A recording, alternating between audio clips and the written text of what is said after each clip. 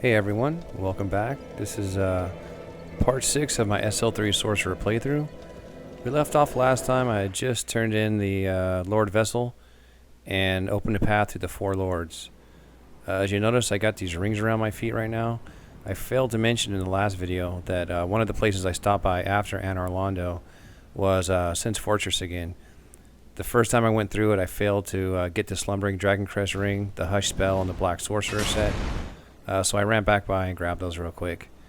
I also picked up the Rare Ring of Sacrifice, and if you don't know where that's at, it's up the stairs past where Prince Ricard is.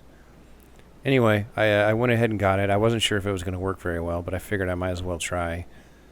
When I'm not fighting bosses, I actually have a couple of ring slots that aren't really used for much. I do have the Bellowing Dragoncrest ring on almost at all times, but that gives me a free slot. So I wanted to try this thing out. And as you can see, it's actually working pretty well. That guy kind of acted like he was going to attack me, but then he backed off. So the Slumbering Dragoncrest ring mixed in with the Hidden Body seems to do pretty well. This is one of those areas that I don't really like. I wouldn't say I hate it, but it's definitely one of my least liked areas in the game. So I did promise in the beginning I'm going to fight almost all the enemies I come across, but there are a few places where I plan on running by stuff. This is one of those places. These guys are really resistant to magic and also to physical attacks. So for a low-level character, Duke's Archives is one of the worst places. Even running through here is kind of a nightmare because there's a lot of narrow hallways and you tend to get stuck. And sometimes you have to give a little boost to the guy by hitting him with your weapon or just kind of pushing him out of the way, which can be deadly because if these guys hit you once or twice, it's pretty much over with.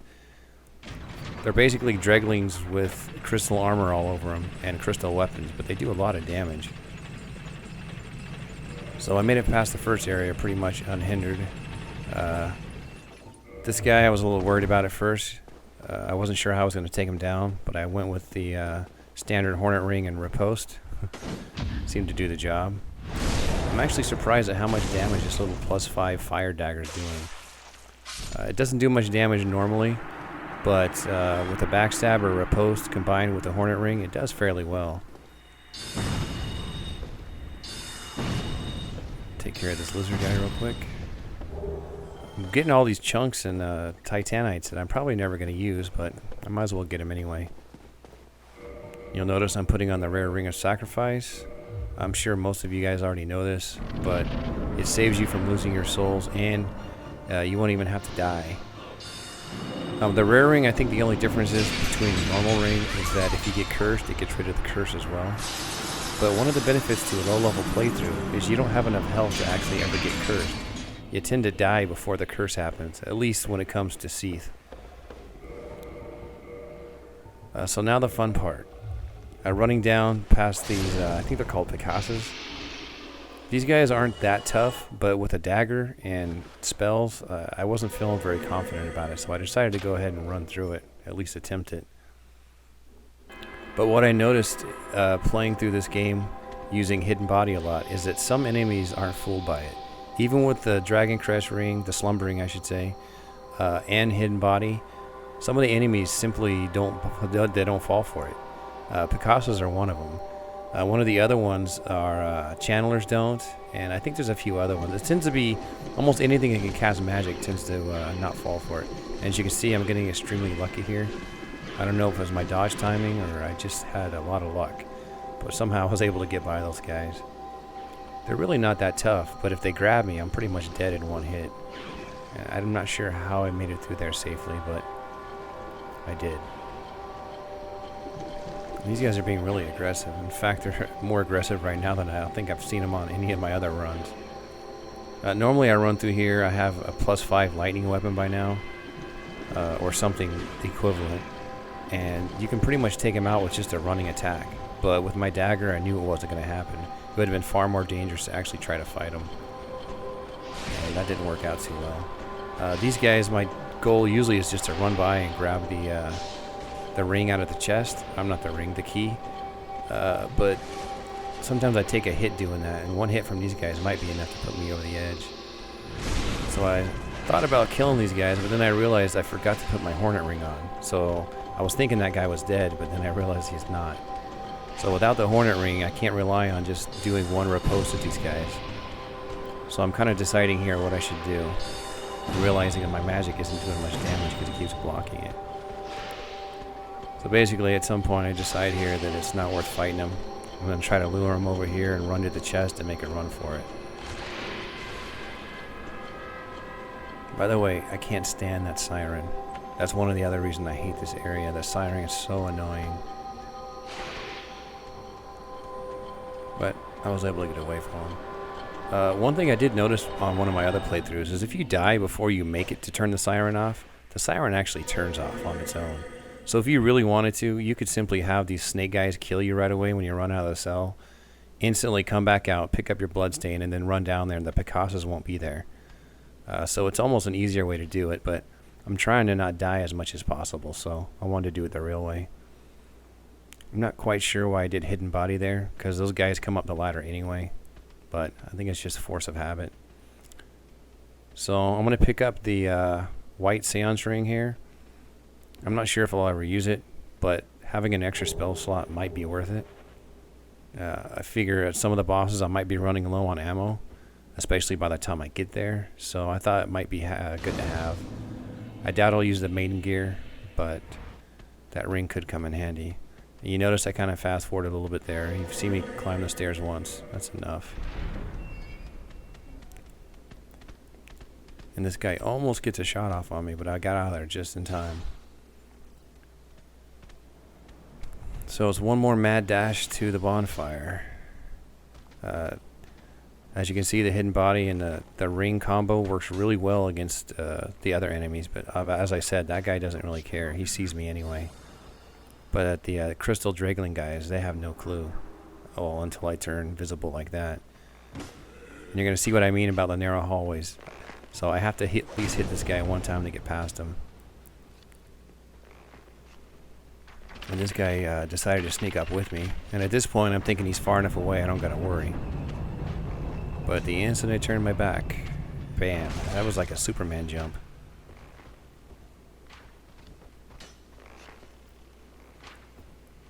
So I'm almost there. This guy tended to follow me. This guy was really aggressive.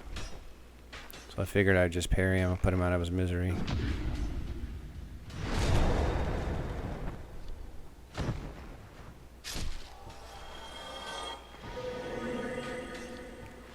One more run through. Normally you gotta hit that guy with a weapon to get him out of the way too, but somehow he had already stepped to the side. I'm not sure why.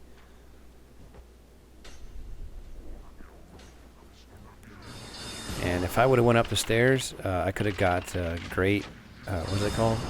Strong magic shield, I guess. But after playing around with the magic shield, I realized it would probably be not very useful to me. It simply just doesn't last long enough.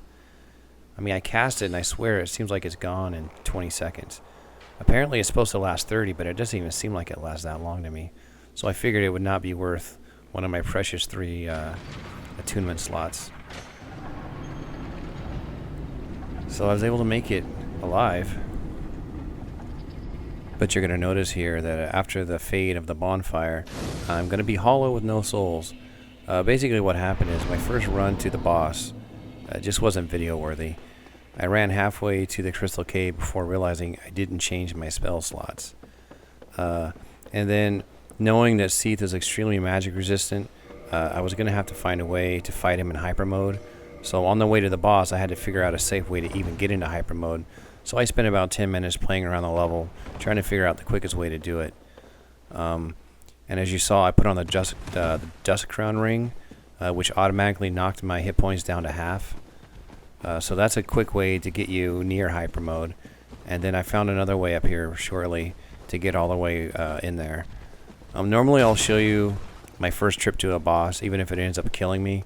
But this time there was just no way to edit it to make it work right. So this will be my second attempt. Actually, I thought it was going to take me more, but I think I just got lucky. As I was saying, Seath is extremely resistant to magic. On my first pass through, I realized that even in hyper mode, Great Soul Arrow was just not going to cut it. It simply didn't do enough damage. And if you notice there, that was my trick to get into hyper mode. So I'm there, but all it's going to take is one simple hit, and it's going to end it right now. Anyway, as I was saying, Great Soul Arrow won't work. So I had to go with the Heavy Soul Arrow this time, which is something I don't normally use because of the really long wind-up time. But I didn't really have much of a choice. Seath is one of those guys that I've always gotten away with just getting up in his face and swinging my sword around a lot. But it wasn't going to work this time. I actually attempted it with my dagger, and I was doing something like 50 damage per swing. It just wasn't feasible. On top of that, basically any of his attacks would kill me instantly. All I had to do was get hit by the crystals, and about 1 second later I was dead. So there really was no way around it. Those clam guys on the first time through, a couple of them went in there with me, which didn't make it even easier. They're not the ones that killed me. Seath actually got me, but they did make it tougher. The thing about Seath's crystals is, at really low health like I have, it only takes about 1 second to standing in it before you're dead. You can block them, but I tried running through them with my shield up. That didn't work quite so well. Because apparently when the height of the floor changes, you can still get hit underneath the shield. I guess you would call it a deading. So I had to basically just completely dodge all his crystals anytime I could. I found that if you got just the right distance from him, he would do his melee attack like that, and that was what I was trying to go for. Because as long as he's doing that, I'm not really in any danger. But you can tell that even with Heavy Soul Arrow and Hyper Mode and Dusk Crown Ring, or not Dusk Crown, the Dusk Crown itself, Bellowing Dragon Crest Ring, and Dual Side Catalyst, I'm doing a total of 348 damage. So imagine how little damage my Great Soul Arrow would have been doing. So the reason I ran past him right there is he was getting a little aggressive and backing me into a corner, and that's pretty much instant death. I have to be able to stay far enough away to get out at the range of his, I guess you call it Dragon Breath, considering that's what the spell's called. So he's doing it again here. He's getting me too close to the back wall, so the only choice is for me to keep running behind him. And you can notice that I've been playing most of this playthrough online, so you can see all the cursed bodies around me from the other guys that have been cursed recently. But it's just a matter of staying in the right range. I sound like a broken record, and I've said this before, but this is all new to me. I've never fought most of these bosses with any kind of range attack, so it was kind of a new experience. It didn't take me long to adjust, but it definitely was a little bit different. This is the one you gotta stay away from. If any of those crystals so much as touch my foot, it's game over instantly.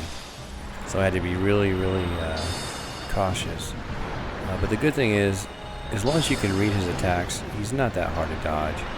Just being patient is enough to take Seath down. But obviously, without using all the tricks that you have to get your damage up, it would take forever. So I just tried to do as quick as I could. And you'll see I had a hard time finding my bloodstain through the fog, but I finally located it here. You're going to notice I'm not going to use the bonfire, because if there's anything left you want to take care of inside of Duke's Archives, using that bonfire screws you up, because then you have to run back from Anor Londo or run back from Seath's Chamber, which is not a fun run because you have to find the other hidden bridge, and I'm not really familiar with that one. So the reason I'm coming back is to take care of Big Hat here. Obviously I can't use his spells, but on the off chance I decide I want to do a New Game Plus, I figured I might as well get him now so I can have him. If you notice, I never actually locked his cage to let him out. He gets out on his own as soon as you kill Seath. So I knew that. I knew there was no reason for me to even go in there. I guess I could have got the Firekeeper Soul that was also back there. But as you can tell with my +1 Estus, it's almost enough to fill my bar anyway. It's one of the other freedoms you get when you're playing a low-level playthrough, is that you don't really need to get all the Firekeeper Souls. It's just overkill. If you're one of those people that really want to always go get everything, that's fine and all, but on most of these playthroughs, I skip a lot of stuff because I simply don't need it. So anyway, I didn't have quite enough souls, and that was the other thing. I have so many souls left over without anything to buy, so I figured I might as well do it. Plus, people that might be struggling and understanding how to get his spells and to get to the point where you can fight him and get his armor and stuff, I figured I'd go ahead and show it. So I'm basically talking to him a few more times here. I want to make sure I've triggered his movement to see his first chamber. I wasn't quite sure where it was, but I wanted to make sure I talked to him as much as I could. So I think I've done it at this point. So now it's just a matter of going back up to the very beginning. Switch up to my Slumbering Dragon Crest ring that I'm becoming addicted to, along with Hidden Body. I really don't know how much it helps, but it seems to do pretty good. But I'm not sure if it would do the same if I didn't use the ring and I just use the Hidden Body or not. But since I had the ring slot, I might as well use it. And so now you're going to see the power of my dagger, which is extremely weak. And you can probably know why I'm not actually fighting these guys most often. It took, what, 8 swings to kill him? But the good thing about the dagger is even though it's low damage, it does do a lot of damage on critical attacks. And that sneaky guy right there, I didn't even realize he was going to hit me from that far away. With a nice arrow sticking out of my shoulder there.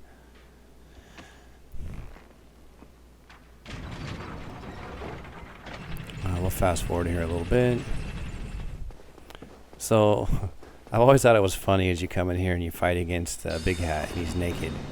The interesting thing is, I just saw a video about this new art book that came out for Dark Souls. I think it was Epic Name Bro that put the video out. But anyway, I guess there was a bunch of developer question and answers in that book. And one of the questions asked was, why is Big Hat Logan naked when you run into him after killing Seath? And the answer was, basically because after he did all his research, he wanted to go down the path Seath did, and I guess by shedding his armor, it was the same as Seath having no scales. And then the other question was, why is he naked except for the hat? And the answer to that one was, because without the hat, people may not recognize who he is, because you never get to see his face.